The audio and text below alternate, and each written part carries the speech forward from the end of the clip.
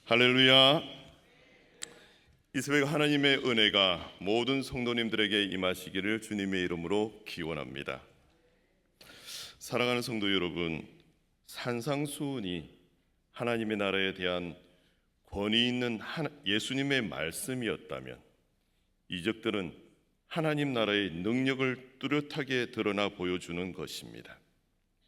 예수님은 그저 우리에게 해답을 안내하는 스승이나 선지자 정도가 아니라 답을 제공해 주시는 본인 자신이 답이심을 보여주시는 것입니다.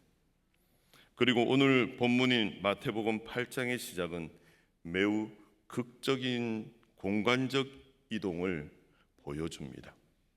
마태복음 8장 1절을 보면요, 예수께서 산에서 내려오시니 수많은 무리가 따르니라 합니다. 예수님께서 산에서 내려오셨다고 합니다. 우리는 바로 앞장인 마태복음 5장, 6장, 7장에서 그 유명한 산산수훈의 말씀을 경험하였습니다. 예수님께서는 산에 올라 앉으시고 천국 백성의 삶의 기준이 무엇인지, 하나님 나라의 법이 얼마나 거룩하고 아름다운지를 가르쳐 주셨습니다. 그 말씀은 너무나 거룩하였고 듣는 이들의 심령을 울렸습니다. 그러나 여러분, 기독교의 신앙은 산 위에만 머물러 있는 종교가 아닙니다. 고상한 이론과 신학적 교리를 산 위에서 선포하는 것으로 끝나는 종교가 아닙니다. 예수님께서는 천국 복음을 선포하신 후 곧바로 산 아래로 내려오셨습니다. 그런데 산 안에는 어떤 곳일까요? 산 위가 아름다운 하나님 나라를 가르침이 있는 곳이었다면 산 안에는 우리들의 삶의 현장인 재와 질병, 절망과 눈물, 깨어진 관계와 죽음의 공포가 가득한 치열한 삶의 현장인 것입니다. 예수님께서 산 아래로 내려오시자마자 기다렸다듯이 세 가지 분류의 병자들이 예수님 앞에 나옵니다.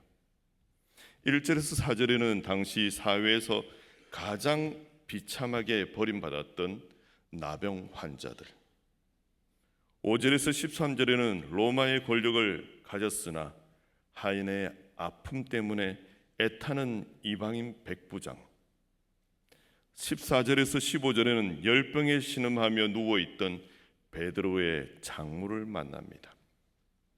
본문은 예수님께서 이 고통의 현장 한복판으로 들어오셔서 어떻게 그들을 만지시고 말씀하시고 그들의 약함을 친히 짊어지셨는지를 보여주고 있습니다. 오늘 말씀을 통해 우리의 삶 속에서 찾아오시는 예수님의 은혜를 깊이 만나는 시간이 되시기를 원합니다. 첫 번째 사건에는 첫 번째 나병 환자를 만지신 예수님입니다. 예수님이 산 아래로 내려오시자마자 한 나병 환자가 나와 절하며 간구합니다. 본문 2절 말씀입니다. 한 나병 환자가 나와 절하며 이르되 주여 원하시면 저를 깨끗하게 하실 수 있나이다 하거늘. 여러분, 당시 유대 사회에서 나병, 한센병은 단순한 피부 질환이 아니었습니다. 그것은 하나님의 저주를 받은 병이라고 여겨졌습니다. 나병 환자는 율법에 따라 진영 밖으로 쫓겨나 격리되어 살아야 하였고, 누군가 자기에게 다가오면 자신이 부정하다 하며 자신이 나병 환자임을 알렸으며 돌을 던져 쫓아내야 했습니다. 그리고 가족을 만나도 만질 수도 없었고 성전에 들어가 예배도 드릴 수가 없었습니다. 사회적, 영적으로 그리고 어느 누구와도 대면할 수 없는 영토 밖의 존재였던 것입니다. 그런 나병 환자가 목숨을 걸고 많은 무리들을 가운데서 나와서 간절하게 주여 원하시면이라고 말합니다. 이것은 예수님의 주권을 인정하는 믿음의 강구인 것입니다. 나병 환자는 목숨을 걸고 무리 속을 뚫고 예수님께 다가온 것입니다. 그리고 이렇게 고백합니다. 주여 원하시면 저를 깨끗하게 하실 수 있나이다. 그 고백은 놀라운 믿음의 고백인 것입니다. 그는 예수님 나를 고쳐 주셔야만 합니다라고 때를 쓴 것이 아닙니다. 예수님께 그럴 능력이 있으신지 한번 시험해 보겠습니다가 아닙니다. 그는 예수님께 능력이 있음을 추호도 의심하지 않았습니다.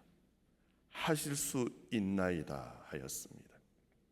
동시에 그 능력의 사용 여부는 오직 예수님의 주권적 뜻에 달려 있음을 고백한 것입니다. 주여 원하시면. 나의 소원보다 주님의 뜻을 먼저 구하는 믿음이었던 것입니다. 이것이 진짜 믿음입니다. 이 강구에 예수님은 어떻게 반응하셨습니까? 본문 3절 말씀에 예수께서 손을 내밀어 그에게 대시며 이르시되 내가 원하노니 깨끗함을 받으라 하시니 즉시 그의 나병이 깨끗하여 진지라. 아멘. 여기서 가장 충격적인 단어는 손을 내밀어 그에게 대시며입니다. 율법에 따르면 나병 환자에게 접촉하는 자는 그 즉시 부정하다고 하였습니다. 누구도 나병 환자의 몸에 손을 대지 않았습니다. 그러나 예수님은 손을 내밀어 그를 만지셨습니다. 이것은 무엇을 의미합니까? 예수님의 거룩함과 생명력은 부정한 것에 오염되는 것이 아니라 오히려 부정한 것을 거룩하게 전념시킨다는 것입니다. 변화시키는 강력한 생명의 능력이 있는 것입니다. 수년 동안 혹은 수십 년 동안 사람의 따뜻한 손길 한번 받아보지 못하고 외로움과 거절감에 쫓겨 있던 그 환자의 영혼을 예수님은 말씀으로만 고치시지 않으시고 따뜻한 손길로 먼저 위로해 주신 것입니다. 여러분, 오늘날 우리 안에도 남들에게 말하지 못하는 나병과 같은 영적 문둥병, 깨어진 상처 등이 있습니다. 주님 앞에 나아갑시다. 주님은 더럽다고 우리를 밀쳐내지 않으시고 오히려 그 거룩한 손으로 그 넓은 품으로 우리의 상처를 어루만지시며 내가 원하노니 깨끗함을 받으라 말씀하실 것입니다. 그리고 두 번째 사건은 두 번째 말씀으로만 하옵소서입니다. 예수님께서 가버나움에 들어가시자 한 로마 군대의 백부장이 예수님께 나와 간구합니다. 본문 6절 말씀을 보시겠습니다. 이르시되 주여 내 하인이 중풍병으로 집에 누워 몹시 괴로워하나이다. 당시 백부장은 로마의 장교였으며 병든 하인은 언제든 버려지거나 대체될 수 있는 소모품 같은 노예에 불과했습니다. 그런데 이 백부장은 그 하인의 고통을 자기 고통처럼 아파하며 예수님께 나와 무릎을 꿇은 것입니다. 그의 따뜻한 인품과 사랑을 볼 수 있습니다. 그리고 7절에서 예수님께서 내가 가서 고쳐주리라 말씀하시자 백부장은 뜻밖의 대답을 합니다. 본문 8절입니다. 백부장이 대답하여 이르되 주여 내 집에 들어오심을 나는 감당하지 못하겠사오니 다만 말씀으로만 하옵소서. 그러면 내 하인이 낫겠사옵나이다. 아멘. 백부장은 군인입니다. 상관과 부하와의 질서를 너무나도 잘 알고 있었습니다. 자기 위에 상관이 있고 자기 아래에 부하 군사들이 있어서 가라 하면 가고 오라 하면 오는 권세의 원리를 잘 알고 있었습니다. 그는 예수님을 만물의 주관자로 보았던 것입니다.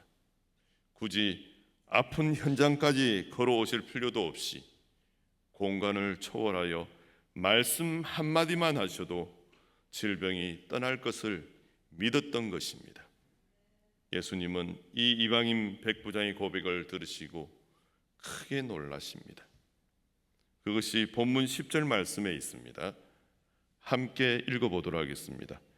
예수께서 들으시고 놀랍게 여겨 따르는 자들에게 이르시되 내가 진실로 너에게 이르노니 이스라엘 중 아무에게도 이만한 믿음을 보지 못하였노라. 아멘. 정작 메시아를 기다리고 자부하던 유대인 이스라엘인들 중에는 이런 믿음을 가진 자가 없었는데 이방인 백부장에게서 이 위대한 믿음이 발견된 것입니다. 이 말씀을 하시고 예수님은 11절에서 이 사건을 통해 장차 동서로부터 수많은 이방인들이 천국 잔치에 참여하게 될 것이며 정작 나라의 본 자손들 믿음 없이 형통만 자랑하던 유대인들은 바깥 어두운 데 쫓겨나 울며 이를 갈게 될 것이라는 경고의 말씀을 덧붙이십니다. 그리고 13절에서 예수께서 백부장에 이르시되 가라 내 믿은 대로 될지어다 하시니 그 즉시 하인이 나으니라. 아멘. 여러분 어떻습니까? 눈에 보이는 이적이나 특별한 체험만을 쫓아다니십니까? 아니면 백부장처럼 다만 말씀만 하옵소서 하는 기록된 성경 말씀의 권위를 온전히 신뢰하십니까? 시공간을 초월하시는 주님의 말씀을 온전히 신뢰할 때 내 믿음대로 될지어다 하시는 치유와 응답의 역사가 일어날 줄 믿습니다. 그리고 이제 세 번째 사건은 세 번째 베드로 장모의 치유와 회복된 사명입니다. 일상 속으로 찾아오신 예수님께서 마태복음 8장 14절에 예수께서 베드로의 집에 들어가사 그의 장모가 열병으로 앓아 누운 것을 보시고 나병 환자는 길거리에서 백부장은 가버나움 성문 근처에서 예수님을 만났다면 이번에는 지극히 평범하고 개인적인 공간인 가정으로 주님이 찾아오십니다. 제자인 베드로의 집으로 갔습니다. 예수님께서 베드로의 집에 들어가 보니 베드로의 장모가 심한 열병에 걸려 누워 있었습니다. 당시 열병은 생명을 위협할 수 있는 무서운 질병이었습니다. 예수님은 그녀의 누워 있는 모습을 주목하여 보았습니다. 본문 15절 말씀에 그의 손을 만지시니 열병이 떠나가고 여인이 일어나서 예수님께 수종들더라. 예수님이 그녀의 손을 만지자 즉시 열병이 나은 것입니다. 열병이 떠난 것입니다. 보통 열병을 심하게 앓고 나면 며칠 동안 기력을 회복하느라 누워 있어야 하였습니다. 그러나 예수님의 치유는 완벽했습니다.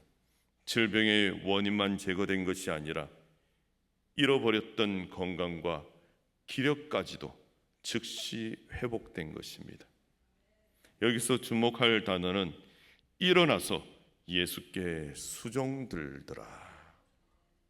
베드로의 장모는 병고침을 받은 즉시 자리에서 일어나 예수님과 그 일행을 섬기기 시작했습니다. 이것이 치유받은 성도의 마땅한 반응인 것입니다. 우리가 하나님의 은혜를 경험하고 기도의 응답을 받고 건강을 회복받고 물질의 복을 받은 목적이 어디에 있어야 합니까? 단순히 내 몸 편하고 내 자랑을 하기 위함이 아닙니다. 주의 이름을 높이고 영광과 감사로 하나님 나라를 위해 섬겨야 하는 것입니다. 은혜는 사명으로 이어질 때 비로소 완성됩니다. 우리의 약한 것을 친히 담당하신 분, 그는 바로 예수 그리스도이십니다. 그리고 저녁이 되자 사람들이 귀신 들린 자들과 병든 자들을 많이 데리고 예수님 앞에 나옵니다. 그러자 예수님은 말씀으로 귀신들을 쫓아내시고 병든 자들을 다 고쳐 주십니다. 이 모든 치유의 현장을 목격한 마태는 이 사건이 단순한 기적의 나열이 아니라 구약 이사야 선지자의 예언이 성취된 것임을 선포합니다. 본문 17절 말씀입니다. 이는 선지자 이사야를 통하여 하신 말씀에 우리의 연약한 것을 친히 담당하시고 병을 짊어지셨도다 함을 이루려 하심이더라. 그리고 이사야 53장 4절을 인용한 것을 보면요, 그는 실로 우리의 질고를 지고 우리의 슬픔을 당하였거늘 우리는 생각하기를 그는 징벌을 받아 하나님께 맞으며 고난을 당한다 하였노라. 예수님께서 우리의 질고를 지셨습니다. 우리가 병으로 인한 괴로움과 고통까지도 짊어지셨다는 것입니다. 그럼 예수님께서 어떻게 연약함을 담당하셨습니까? 그냥 하늘에서 요술봉을 휘두른 듯이 나아라 하신 것이 아닙니다. 성경은 그가 우리의 연약함을 친히 담당하셨고 짊어지셨다고 말씀하고 있습니다. 나병 환자를 깨끗하게 하시기 위해 예수님은 자신이 전염되는 위험을 개의치 않고 손을 대셨습니다. 이방인 백부장의 하인을 고치시며 이방인의 고통을 자신의 아픔으로 삼으셨습니다. 열병으로 타들어가는 여인의 손을 잡으시며 그 고열의 고통을 함께 느끼셨습니다. 이것은 결국 훗날 예수님이 골고다 언덕에서 우리의 죄와 질병, 사망의 저주를 온몸에 짊어지시고 십자가에서 죽으실 대속의 사건을 미리 보여주는 예표인 것입니다. 예수님은 우리의 모든 아픔을 공감하시고 대신 짊어지시는 고난받는 종으로 이 땅에 오신 것입니다. 사랑하는 성도 여러분, 오늘 우리는 말씀의 은혜를 받은 산 위에서 앉아있는 자와 같습니다. 그러나 예배가 끝나면 우리는 다시 치열하고 아프고 상처가 가득한 산 아래의 일상으로 내려가야 할 것입니다. 그 삶의 현장에서 낙심하지 마시고 나병 환자처럼 내 상처를 들고 주님의 주권을 신뢰하며 나아가시기 바랍니다. 주님은 기꺼이 우리를 만져주실 것입니다. 백부장처럼 눈에 보이는 환경이 흔들릴지라도 오직 기록된 주의 말씀을 온전히 신뢰하며 예수님은 어느 공간에서도 초월하셔서 역사가 일어날 것을 믿고 의지하면 분명 능력이 일어날 것을 믿습니다. 베드로의 장모처럼 예수님께서 주신 건강과 삶의 기회를 가지고 즉시 일어나 주님께 영광을 돌리며 하나님 나라를 위해 섬기며 감사를 드리는 사명자로 살아가야 할 것입니다. 우리의 연약함을 친히 담당하시고 오늘도 우리와 함께 산 아래의 삶을 걸어가시는 예수 그리스도의 은혜가 저와 사랑하는 모든 성도들의 삶과 가정 위에 늘 함께 하시기를 주님의 이름으로 축원합니다.